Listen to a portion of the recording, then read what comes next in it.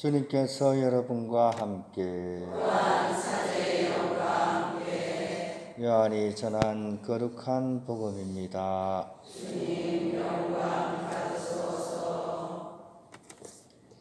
열두 제자 가운데 하나로서 쌍둥이라고 불리는 토마스는 예수님께서 오셨을 때 그들과 함께 있지 않았다. 그래서 다른 제자들이 그에게 우리는 주님을 배웠어 하고 말하였다. 그러나 토마스는 그들에게 나는 그분의 손에 있는 못자국을 직접 보고 그 못자국에 내 손가락을 넣어보고 또 그분 옆구리에 내 손을 넣어보지 않고는 결코 믿지 못하겠소 하고 말하였다. 여드레 뒤에 제자들이 다시 집안에 모여 있었는데 토마스도 그들과 함께 있었다. 문이 다 잠겨 있었는데도 예수님께서 오시어 가운데에 서시며 평화가 너희와 함께 하고 말씀하셨다. 그러고 나서 토마스에게 이르셨다. 내 손가락을 여기 대보고 내 손을 보아라. 내 손을 뻗어 내 옆구리에 넣어 보아라. 그리고 의심을 버리고 믿어라. 토마스가 예수님께 대답하였다. 저의 주님, 저의 하느님. 그러자 예수님께서 토마스에게 말씀하셨다. 너는 나를 보고서야 믿느냐?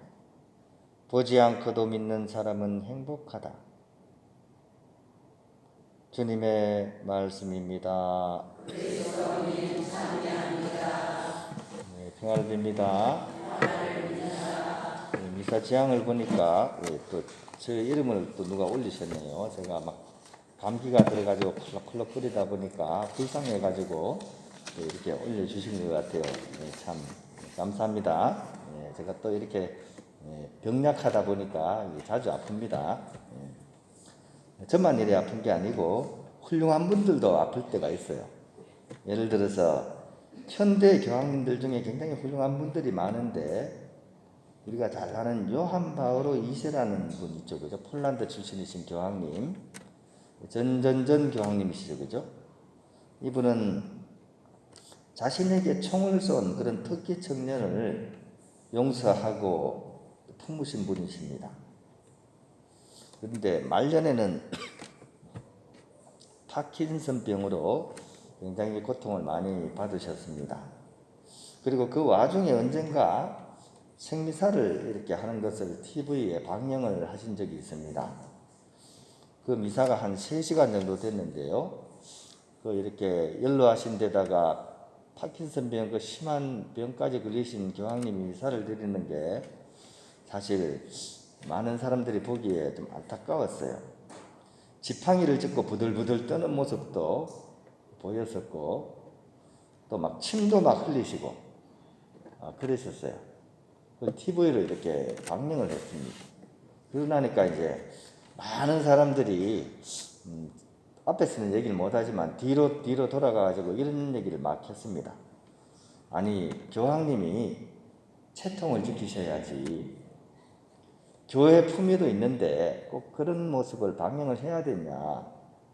차라리 TV 찍는 것보다는 치료에 전념하시는 게 좋지 않냐.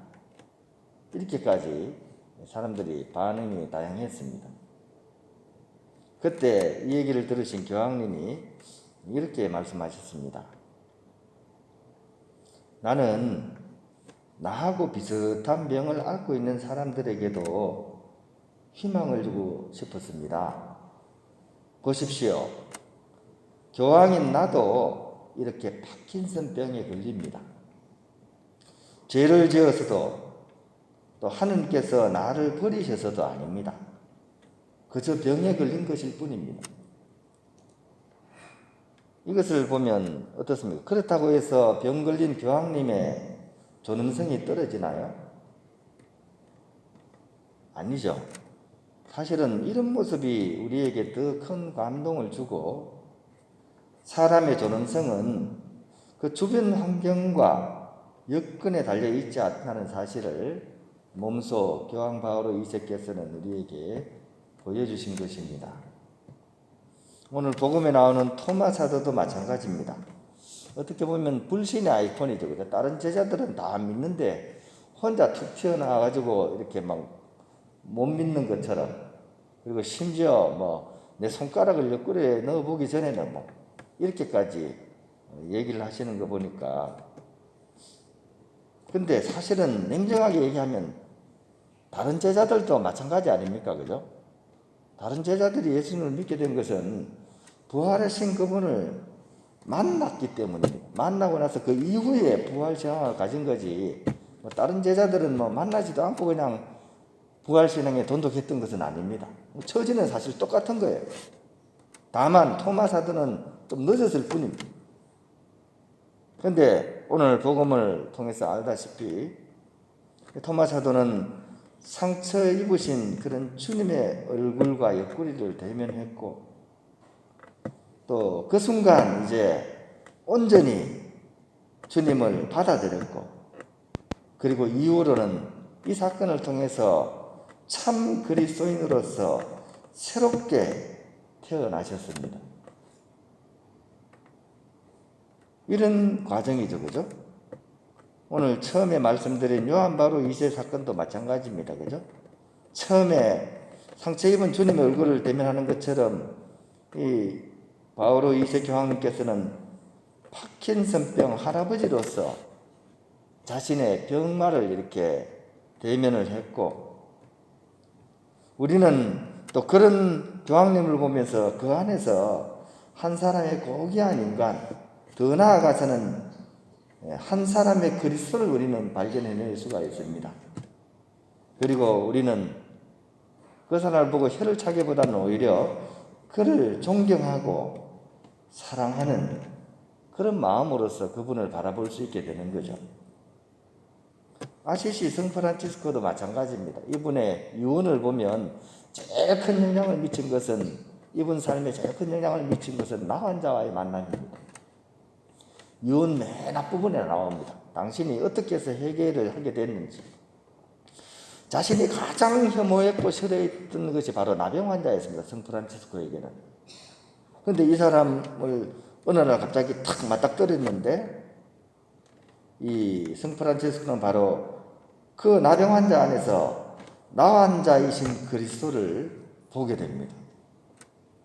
그리고 이후에는 오히려 기피했던 나 환자들하고 함께 사는 삶을 위해서 자신의 삶의 자리를 옮깁니다. 그들 가운데, 나 환자 가운데 들어가서 처음에 회개 생활을 시작하게 되는 거죠. 나는 그들 가운데 들어가서 사랑과 자비를 베풀었습니다 라고 얘기합니다. 고름 닦고 막 피 닦고 대신 탁발에서 먹을 거 다 주고 이렇게 했을 거 아닙니까? 그죠? 이 화학적인 변화가 이 가운데서 일어난 겁니다. 그냥 물리적인 변화가 아니라 성프란치스코는 이것을 이렇게 얘기합니다. 처음에 역겨웠던 바로 그 쓴맛이 내가 그들을 떠나올 때는 뭔가 마음의 단맛으로 변했습니다 라고 고백을 합니다. 신앙 고백인 거죠. 나 환자를 통해서 그리스도를 만난 성프란치스코의 신앙 고백인 것입니다. 오늘 토마 사도도 그렇고, 그죠? 또 요한 바오로 2세 교황님도 그렇고, 우리에게 시사하는 바가 굉장히 많습니다. 나는 과연 그러면 어떻습니까? 내가 오늘 만나는 누군가의 얼굴에서 나는 무엇을 볼 것입니까? 또 나의 병마를 통해서 나는 무엇을 발견할 것입니까? 또 나의 가난을 통해서 나는 무엇을 체험할 것입니까? 우리는 그 안에서 주님을 만나고 결국 참 신앙을 고백할 수 있는 그런 우리가 될 수 있어야 할 것입니다.